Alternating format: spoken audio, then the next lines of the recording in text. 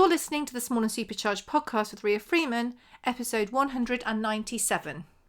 On today's Small and Supercharged podcast, we are joined by the fabulous Sophie Sacco from the lovely brand, which I'm sure everyone listening knows. If you don't, you're in for a treat, called Foxy Equestrian. How are you doing today, Sophie? I'm very well, thank you. And thank you for having me on your podcast. I'm excited to chat. I have the pleasure of working with Sophie, so I know a little bit about the brand anyway. And I remember at Your Horse Live, Dr. Di came over as well, and it just looked so amazing. And it was so lovely to see everything in real life. And then you won an award. I did, yeah. That was definitely something I've been wanting for a long time. Going up for the little drinks meeting they do, and wishing that I could get one of those rosettes, and my dream came true this year, so it was really exciting and quite a moment. Well, the stand looked awesome. I know you've got lots of different events going on this year, which I have got written down on my notes to talk to you about, so definitely make sure you do take a trip there, because all the colours will just blow your mind. But Sophie, talk to us about your good self. How did you start Foxy Equestrian? Why did you start Foxy Equestrian? And what's your background in it all? So there was no real plan to start Foxy Equestrian. I have a background, I've been horse obsessed since I was 7, probably a bit younger. I was definitely that girl that cantered everywhere on foot, and I picked out my friends' shoes with a hoof pick at school. You know, I was completely obsessed. And so that was up until about 17, when fashion and boys pulled me in a different direction.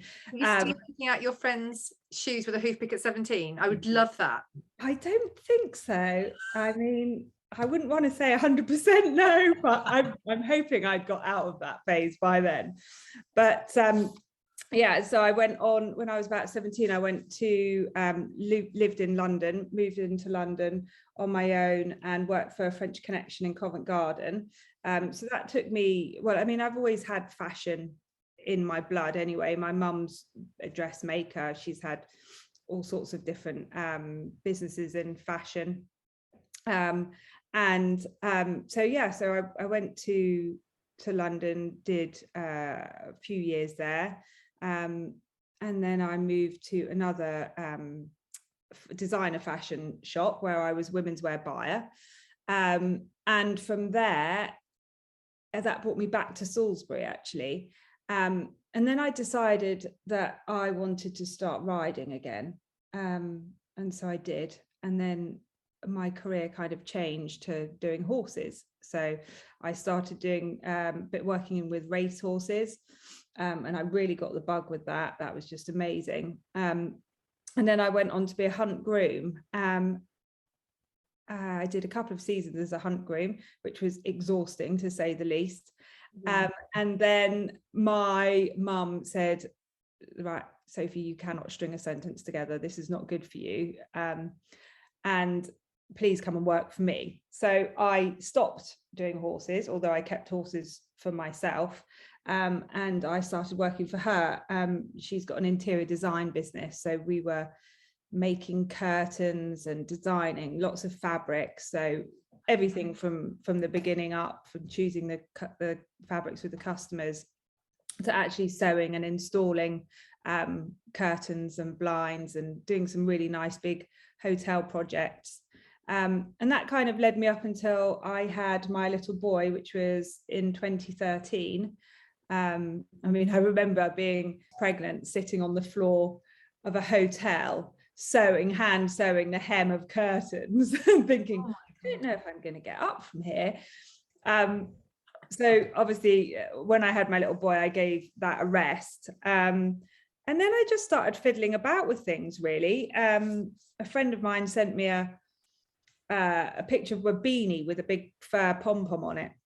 And they were really new then. And I thought, wow, that is amazing. And I had no money at all at that time, having been self-employed and then having a baby. And so I thought, I wonder if I could make one of those go on a hat silk.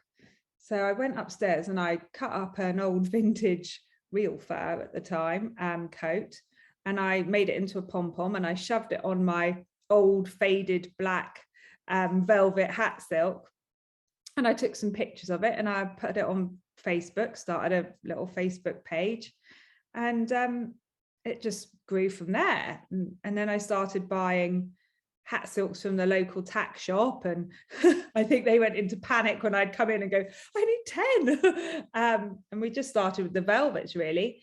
And then my coat obviously couldn't cope with that many more pom-poms. No. So I had to source some fur, and I didn't want it to be real, so I had to source some faux fur. And yeah, so it's literally just grown from that. There was no plan, there was no kind of, strategy. It has just evolved. So what made you leave fashion to go back to horses? Was it just because it was so much in your blood and it's very different working in that kind of environment, isn't it, than in an office environment as a buyer to being outside with horses anyway? So when I was working with the company that I was buying the ladies' wear, it was amazing. It was really good, and I opened loads of the stores, and it was I loved the job. But I started dating one of the directors. Okay. Now my husband, and it was fine, us working together and living together to start with, but then it got to the point where I didn't really want to work being told what to do by my husband. So I thought, well, you can do this, and I'll go and play ponies. And actually it wasn't an intended. I didn't leave fashion to work with horses. I left fashion just to have a break. And then I think it was in the pub one day, and I met a race trainer, and I said, oh, I'll come ride out for you a few times. I don't want any money for it or anything, it'll be good fun. And yeah, then I think about 3 months later, I was up there riding 4 lots every morning. Nice. And I got the bug. So yeah, it took me straight back into horses. That's really cool. So obviously you started with the pom-poms on the hat silks, and now you've got a flipping huge range of base layers, sweatshirts, riding tights, all sorts. How did that grow and evolve from the hat silks? So I started off with just plain hat silks and plain poms, and I remember actually my first badminton was in I think it's called the Heart of England marquee there. It was a real punt, just going, and I remember people walking past and literally laughing at these pom-poms on hat silks, and some really quite nasty things were said, and it was fine. It was different then. You can't imagine it now, because most people have a hat silk with a pom on it, but then it was a really new thing. We started there, and because I did badminton, I wanted to bring a few hoodies in, so I think I literally chose turquoise to be my color.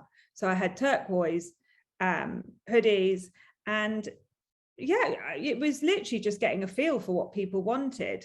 Then people wanted base layers to go with their hat silk, so I thought, okay, well, I'll give that a go. So I got some vinyl and heat presses, and then I didn't have a clue how to use them. So I'm not one for reading instructions. I'm a bit, I like a shortcut. So I'll either call someone or I'll just mess about with it until it works. So I did that, and I remember putting a name. Someone asked me really early on if I could do their business name on a sleeve. I was like, yeah, of course I can. So I put it on, and it was back to front, and it was upside down, and you couldn't read it. And I was thinking, how on earth am I going to get this so that when it's on someone on their arm, it's the right way up and people can read it? And that was at that point I thought, well, I'm never going to manage it. I just don't know how to do this. But like with so many things, when you're feeling your way through running a business, you find out. And now it's not something I wouldn't even think about. But yeah, so it's just literally expanded from customers saying what they'd like and me thinking, okay, I'll give it a go. And I think that's one thing, you know, you'll really notice through my collection is some of it's a bit wild, because some people like that exciting, wild, different thing. And I don't like to say no. So most of the time I give it a go. Well, this is the thing I was going to say. I know you've had some really, I say random requests, but not random at all, but just different requests, not, you know, Yeah. not just stripes or chevrons, which are lovely, absolutely lovely in their own right. But you've had some really quite involved things and you've gone, yeah, I'll give that a go. And they always Yeah. work out. Well, they always seem to, from my point of view anyway. Well, there's another lovely brand that's quite well known now, and they have some really exciting base layers and combinations for children, and they often send me a picture and say, can you do something like this? And I look at it and think, wow, oh gosh, okay, yep, I'll give it a go. And I do, and they're amazing. You know, we do work off each other, and it's really nice if you can find another company that you can kind of spin off different ideas. They always recommend people to come to me to create something outrageous, and most of the time I rise to the challenge. What's been the kind of craziest or most outrageous one, or one that sticks out in a kind of, this was a nightmare, but also they're usually ones that look amazing as well, aren't they, at the end? They are. I mean, some of the really intricate ones, obviously, because I make them all myself, and you have to pick out the tiny designs. So if they're really intricate, they can be a nightmare. Probably people's personal logos, when they want those on, they can be quite tricky. And obviously, if you make a mess of it, you're kind of stuck with it. So those can be tricky. But I love an exciting one like, I don't know, goats. I've had to do goats. I've had to do pigs. Just all sorts of things really that people come up with that mean something to them. Yeah. I had a coffee bean one the other day. That someone wanted me to do a coffee bean, so that was fun. And they're just things that are really personal to them, or maybe to their horse. And then I love seeing them out and about. And I think that's the beauty of what I do, because it's not mass produced. I can make those one-offs for people. And I do like a challenge. I've always been one of those people that if you told me to do the same thing all day, my head would explode. I love a challenge of something new and exciting. And I think that's part of how this company's come about, really, because I don't like to make the same hoodie with the same color for like 40 of them. So I do millions of different colors and then leave the choice up to other people. Because that's the thing, isn't it? With the base layers and the hat silks, I'm going to put you on the spot now, but you might know the answer. If not, we can just round up. How many different colors of base layer do you do? Oh, I should know this, but I don't. Base layer is probably about 15 different colors, probably. Wow. About the base color. And then obviously you've got all the different colored vinyls. My website builder would probably be able to tell you, because they have the glorious job of having to fill all the different combinations in, because on the website you can pick and choose whatever you want. Yeah, I was going to talk to you about that, because that's a fairly new feature, isn't it? Yeah, well, we've had one running for the last few years, but it's been a one color choice on the print. So we're now bringing in a second color choice, which is so exciting, because it means you can really visualize what you're going to have, and the two colors, and they've even managed to get like the sparkle effect as well, so that's really exciting. And that should be coming live really, really soon, so that will change things. No, definitely. And as you say, you've got all the colors of base layers, but then you've got loads of colors of vinyl, and not just colors of vinyl, you've got like designs. I remember very clearly you've got a very cool pheasant. I've seen a pheasant cut out of like a floral vinyl, which stands in my head. So it was so cool and different. I've never seen a floral vinyl. And you do glitter and shine, and as well as all the normal colors, don't you? Yeah, and then the other one, going back to being some of them being tricky, is if you've got quite a few colors, because the vinyl, you can get multicolored vinyls, but say if someone wants something that's got 3 different colors in, you have to layer those. They're each cut out separately, and then they're layered, which does look amazing, but it's not like screen printing.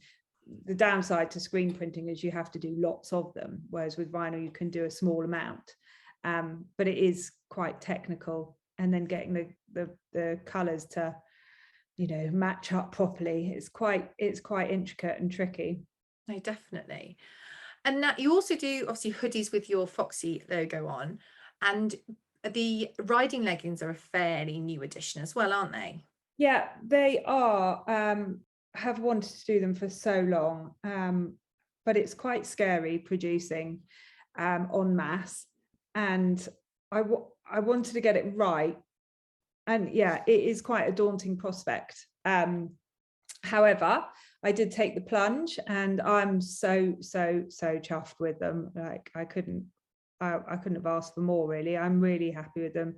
Everyone loves them, and now I'm starting to print on them because, you know, Why not? why not? I know. I mean, I kept them quite simple in their own colours, because I didn't want so much colour choice throughout the rest of the brand. You know, you can literally choose whatever colours you want for hoodies, hat silks, t-shirts, vests.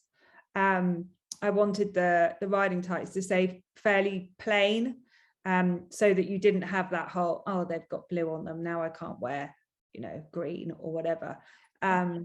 So I wanted to keep them quite plain, but, you know, if you want them personalized to your whole wardrobe, then you can do that.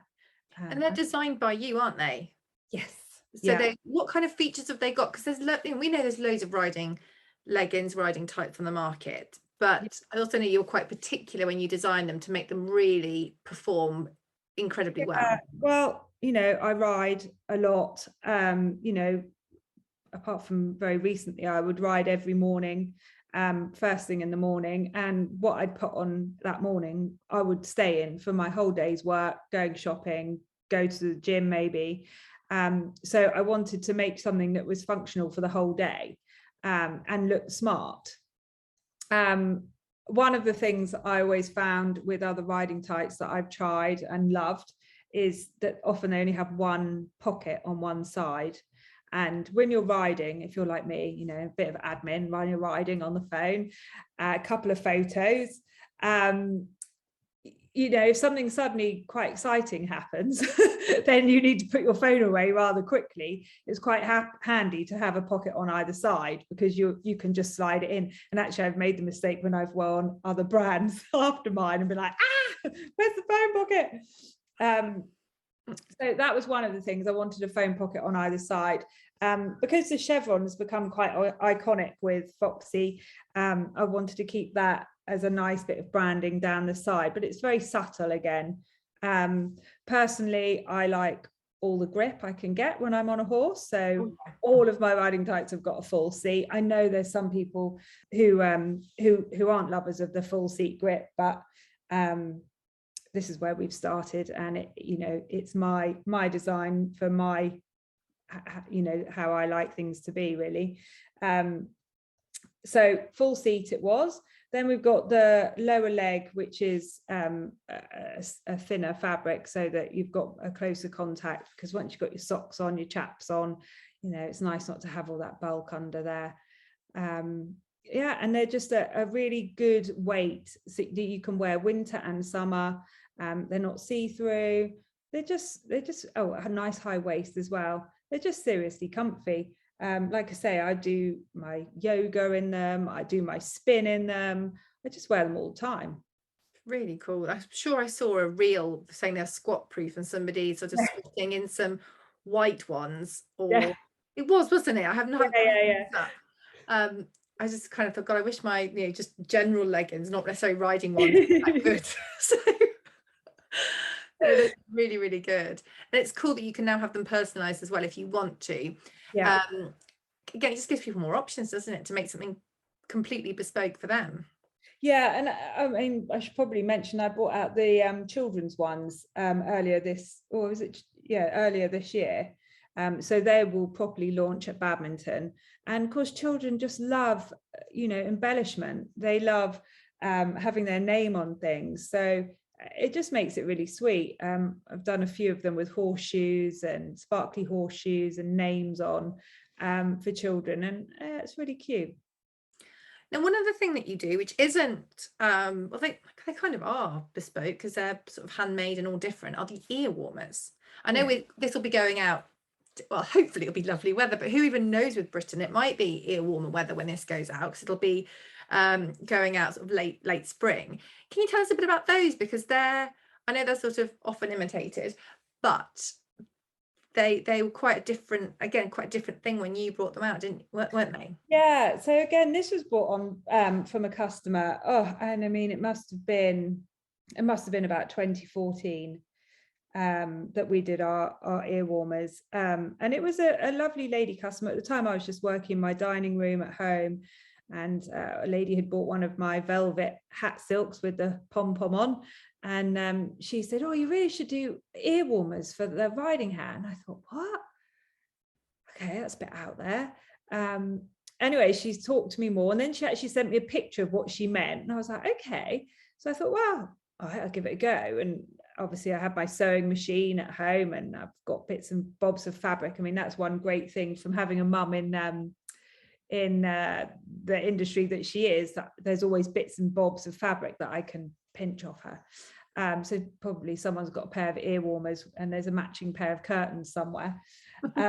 Maybe not the same house. Matchy on a different level. Yeah. So I thought, well, okay, I'll give it a go. So I did. And I remember actually taking them into my mum and being, look, Mum, I've made these, you know, I'm so excited by them. And she was like, okay. And that was it, really. I got such an underwhelming response from her. And I thought, oh, well, you know, she's not horsey. What does she know? It's fine. And then I think we just took some pictures of them, and I obviously sent that lady a pair for free, the lady who told me about them. I sent her a pair and she loved them, and I made a few more, got some pictures. And then I think we were just coming up to Christmas, and the influx of of orders was like incredible. I had, you know, hundreds of pairs of ear warmers that I was having to make of an evening.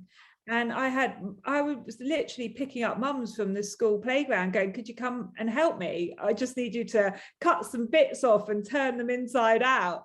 Oh my God. Absolutely crazy. And it just went absolutely crazy. And then I'd take them to shows, and we did the bunting. We're quite known for the ear warmer bunting now. And people would say, oh, what are those? And now you hear people from, you know, half a mile off going, oh, there's Foxy, there's those ear warmers. And I mean, that in itself is absolutely amazing. So yeah, it just evolved. This year they've really hit off, and I know a few other companies have started doing them as well.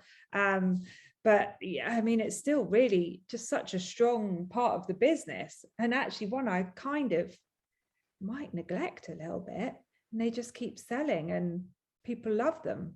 Well, we'll focus in on that, I think. Come not spring, come autumn, because that's the time when you have those frosty mornings where you can't feel your ears, isn't it? Oh yeah, definitely. And I mean, you just, once you put them on, if you ever take them off to do something and then you go out for a hack, you're like, oh my God, what have I done? You know, and yeah, that was the other thing. At the time this lady said to me about the ear warmers, and I thought, you know, it is the worst thing ever when you take your headband off or your beanie off and you put your hat on and you're suddenly got these poor little ears that are exposed. Yeah, it's not a problem anymore. And it doesn't compromise the fit of the hat either, does it? Because if you're wearing a headband underneath, potentially, and I've seen people do this because they don't want to get cold, then your hat's compromised. Yeah, you really shouldn't do that. That's quite unsafe. And the other thing is that they don't come around the back, you know, at the back of your helmet where you have your hair comes out. You know, if you've got extra bulk there as well, I always find that's really uncomfortable, because where do you put your ponytail? You know, so it doesn't affect anything, because they're not tight to your ears. You can still hear. So I mean, we hack out chatting, you know, perfectly fine. Well, you mentioned obviously going to shows, and I know this year you've got quite a full schedule. Can you talk to us a bit about shows? Because you said you started at badminton in one of the kind of pavilions. How has that grown and developed? And I know there's obviously something you do on the stand which is pretty special, quite stressful and quite full on for you, but very, very special and great if you are a Foxy customer at shows. Yeah, so I mean the shows, they, like you said, started at badminton, and it was just a really small pitch on grass, and it was, you know, it was really good. It was good fun. It was a good insight. I mean, I never dreamt that I would have a brand and take it to badminton. You know, it was an absolute dream come true. And I think from badminton that year, then we went on and did Burley, and we went in a different marquee there. I kind of forget the names of them, to be honest, especially with the 2-year COVID gap. Yeah, completely. It's terrible.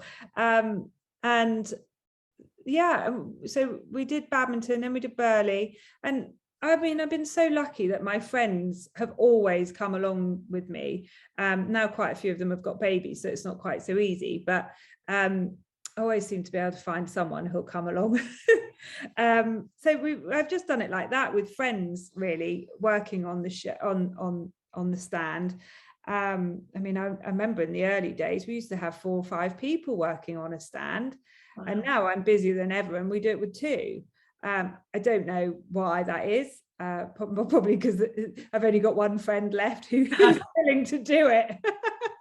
Oh, bless them. I mean, we've done the main ones are badminton, Burley, Your Horse Live, and Olympia, which is now London International. Last year we did Hoys for the first time, which was amazing. We've been up to Blair.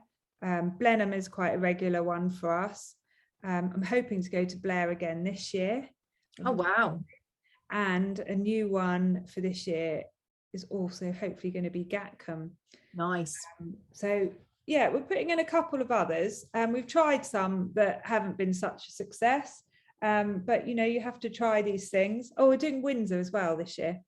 Oh, that's cool. Yeah, so it's badminton, then back for like 2 days, and then off to Windsor, and then busy May. Yeah, it'll be a busy May. And what do you do on the stand that is quite different, slightly crazy, but I'm all in on the crazy, we know this. Very crazy. So we make everything to order.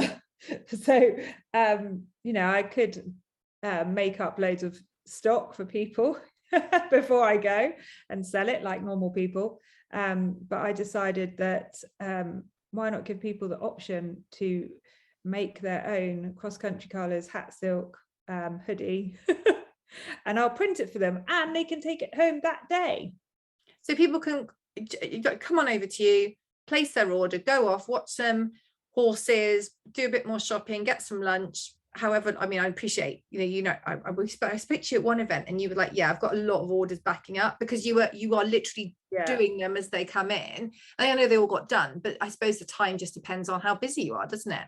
Yeah, I mean, we on a lot of the shows, more the indoor ones, we kind of rely on those little lulls for us as traders when people go in to see performances.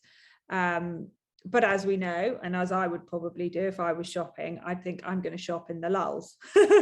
Yeah. So it's not that straightforward. But if it does get a bit quieter, for us personally, we don't get to rest. We just get to work really hard at printing all the orders that people are going to come back for in a minute. So yeah, I mean, it definitely makes life a lot more stressful. Every time I do a show, I think, right, I need to have someone who's just printing so that I can be out serving people and helping people. But it's just one of those things. It always ends up the same. Actually, at Blenheim last year, I had a friend working in the stables, and I had to put a Mayday out to her.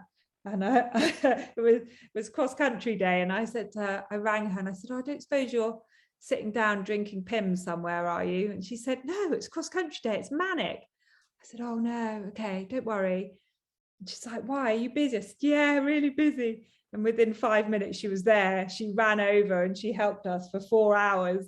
Or I don't bless her. through otherwise. Yeah, it's just it is a bit like that. But it's fun, you know, it's really good fun. And we don't get the downtime like other people, but we're there to work, and that's what we do. And, you know, watching people come back and seeing them looking at, you know, the design they've designed that day, you know, it's amazing.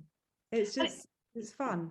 Because I know obviously you do a huge amount online, but it is lovely if you are at a show. I was really, and I know I have the pleasure of working with you, but seeing everything on your horse stand, seeing that line of different colours with different finishes on, different printing, it just kind of opens your mind up again to what is possible and how the different colours look together. Because even though the online designer is absolutely awesome, yeah, you know, it's the feel, isn't it, as well? It's the whole experience. Definitely. And I think, you know, you've got two types of people. I mean, I'm literally the worst person for making a decision. You know, if I'm out having dinner, everyone else has to pick before me because I just can't decide. And so I often think this is crazy business that I've built, because for people who are like me, it's just a nightmare. You know, there are no limitations, you know, colors, you can have so much. So, you know, definitely we have to help guide people and help them focus. And that is a lot easier to do at shows, when you can show people the colors, you can put them together, they can try the top on, it just gives them more confidence in what they're doing. Although people can always call me, and I'm often putting colors together and sending pictures, you know, there's something really special about doing it at a show. And yeah, I mean, when I go to shows, I think to myself, right, what colors am I going to bring to this show? You know, and that's a really hard decision for me to make, and I have to whittle it down to 4 or 5 different color groups that I'm going to take, because I'm quite particular about how the stand looks, you know, my merchandising and my color blocks. So, you know, although you can have any color in the world, I do like to slim it down for the show so that people can see, because, you know, that's the other customer, isn't it? They want the decision made for them. I like that one, the one with the lightning bolts in orange and silver, I want that one, you know, and that's them done. As you say, it's really hard when you can have any color in the world. You kind of think, oh God, well, I like navy blue and I like pink and I like this and I like that. Yeah. Ugh. It's really hard. And the thing is there's kind of no bad choice, because if you love it and it fits well with what you want, then you crack on. But it's, as you say, it can be really overwhelming. Yeah. And I've often had people at shows who've said to me, oh, so I'll start by saying, you know, what colors do you have on your horse? Oh, well, I've got 25 saddle pads or something. And you're like, okay, so can you narrow it down to like 9 that your favorite colors, and we could do 1 of each color on each arm and each chevron? And they're just overwhelmed by that, because then they can wear any of their saddle pads with it. Yeah. Oh gosh, I bet that takes some printing as well, though. Well, we often have little bits and bobs left over of colours. So we can actually, we've got this colourful drawer, and we can pull out all the vinyls and lay them out for people. And they're like, yes, that's it. That matches all my saddle pads. That's really cool. Really cool. How did you come up with the name Foxy? I wanted to ask you this for ages and I haven't. So now's my chance. Well, I think Foxy Equestrian really came from me being a hunt groom. And loving foxes. I mean, I just love them. They're mischievous, aren't they? And they're elegant and they're cunning, yeah. And yeah, and then with the equestrian as well, that's how it came about. And I often get called Foxy Lady, which is okay in some places, but when who's calling you it, doesn't it? With the post ladies calling me across the garage forecourt, Foxy Lady. It's a bit like, oh no, that's me. Oh God. Obviously along kind of a business journey, there's lots of bits that are wins and woes. What's kind of been the low? Have you got like a standout low? Such a fun question. We're going to go high after, because I think it's really interesting, and it makes, when you see everything, you see social media, everything's shiny and lovely, but I was speaking to someone a few episodes back, and they were saying they've got this like standout low, whereas they were at an event and the lorry had got stuck in mud, and they were literally under the lorry trying to like fix it and trying to like to find ways to get it out the mud, and it was raining, and they were just thinking, this is just, what am I doing here?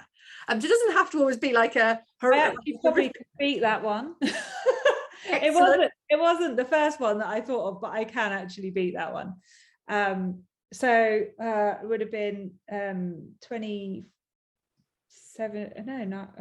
anyway, a couple of years ago, 2 or 3 years ago, we did badminton, and I had broken my leg.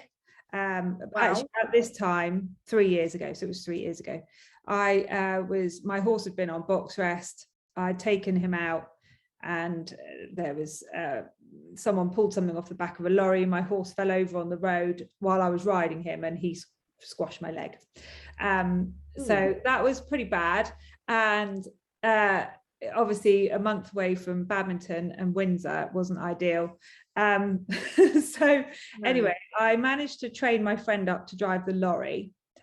She was working for me at the time. So I trained her up by, obviously going and picking up my child from school in the lorry, because that's how all people should be taught how to drive a lorry.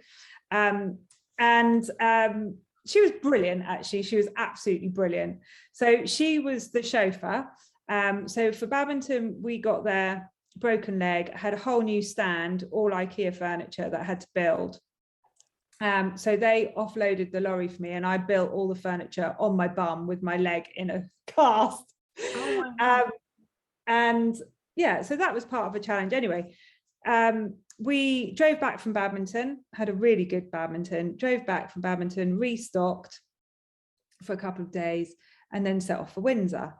And we're driving to Windsor, and this light had been on in the lorry, and we couldn't work out why. And we had our phone plugged in and blah, blah, blah. And it was a little bit of a kind of eggy smell coming from the car. We thought, that's all right, we'll just open the windows and put the heater on. My lorry was a little bit temperamental at the time. As we got into Windsor, it went into this kind of limp mode. And so we were like a little bit panicky, but then it started up again. So we thought, okay, fine. Pulled up to Windsor to get our badges and do all the security checks that you need to do at Windsor. And got back in the lorry, and it wouldn't start. And so we're outside of the actual main event, parked up, and the lorry wouldn't start. And they're very strict on your timings, on everything at Windsor, because it's Royal Windsor. Oh God. So we call out the recovery people, and this guy came out and he tried to jumpstart us, and it broke his jumpstart kit. So then he had to get another one, and then he basically put this battery pack in the lorry.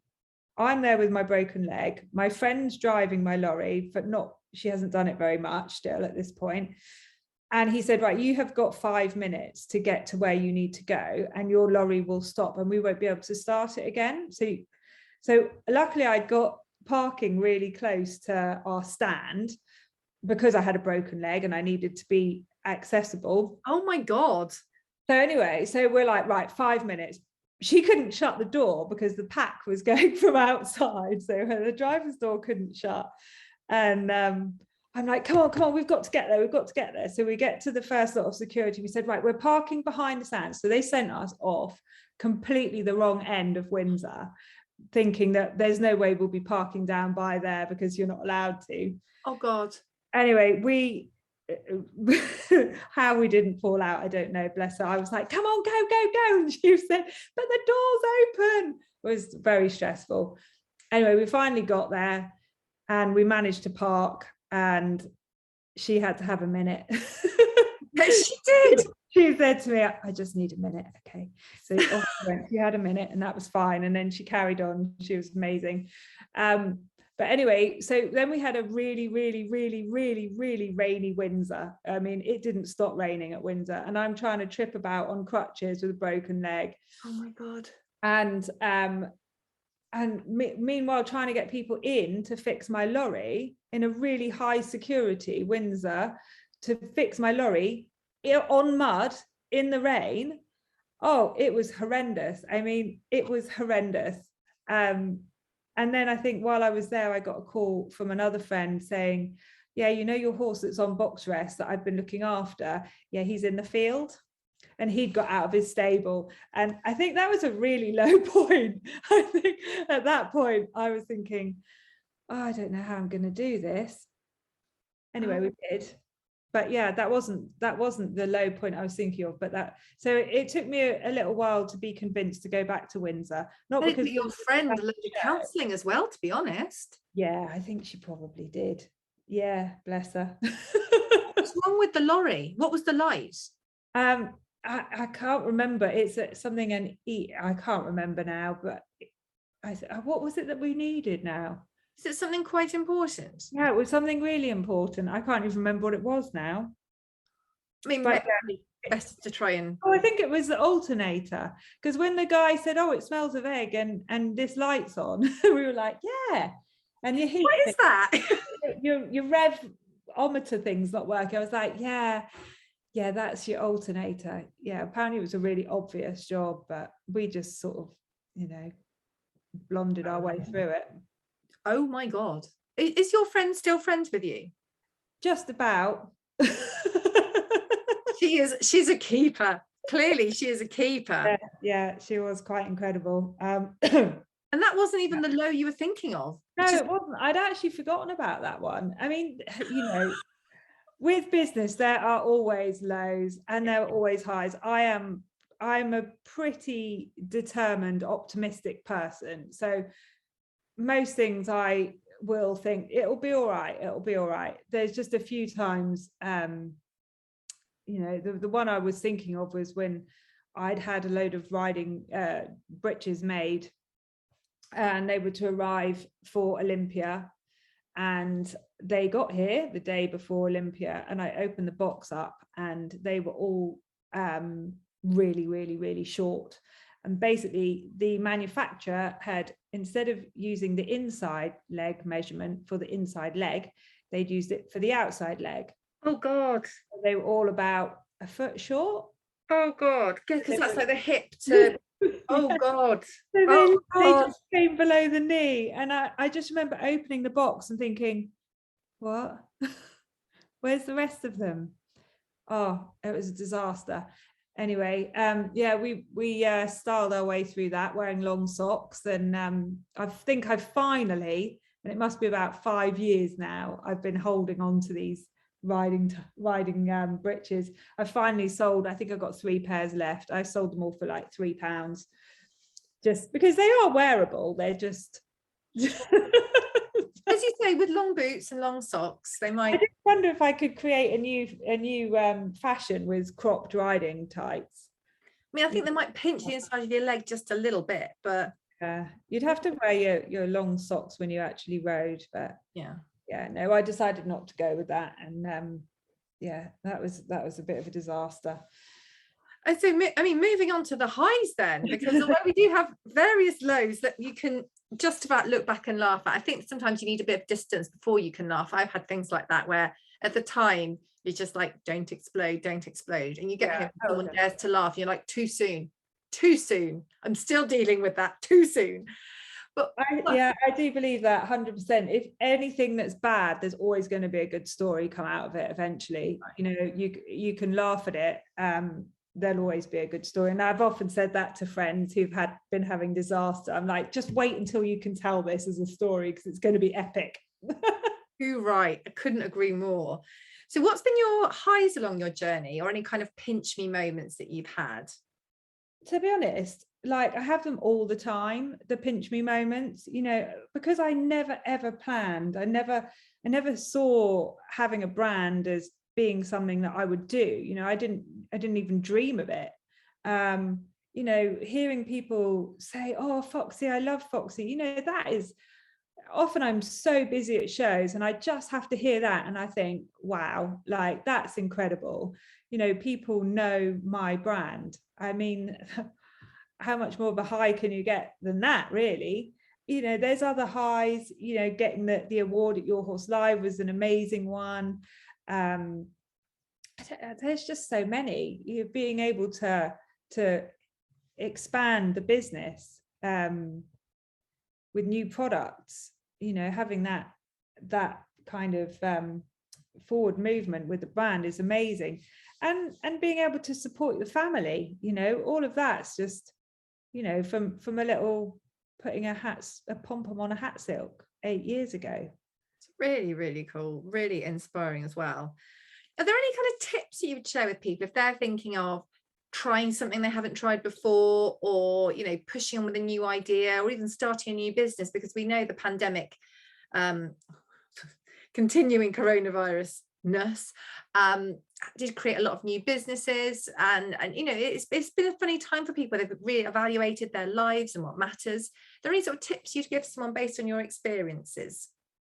I would just say go for it. You know, I would always say to people, if you can keep your overheads as low as possible, and just try things like that. You know, it's easy to see people when they get a bit further along the line of having a business with the nice car and the nice, you know, the nice showroom and all of this. But, you know, the clever people are the ones that have kept it really, really simple. And, you know, I worked from my dining room for years. I worked from my garage with one tiny little window and no insulation, you know, and I think if you want to go for it, you know, there's no regrets in having tried. There's only regret if you look back and think, oh, I wish I had done that. Yeah, I couldn't agree more. Is there anything else you'd like to share before I ask you all the places where people can find you online and in real life? I don't think so. I don't think there's anything else I need to share, but I'm always on social media if people want to ask me anything. Definitely. Where can we find you in all your places? So we're Instagram, Facebook. I do have TikTok, although I'm not overly committed to it. I dabble a bit there, but Instagram and Facebook are my main, and then the website, obviously, and all the shows. And you're just Foxy Equestrian, aren't you? Equestrian at all of them, yeah. Thank you very, very much for joining us today, Sophie. It's been brilliant, and I can't wait to see what you get up to moving forward. Thank you so much for having me, Rhea.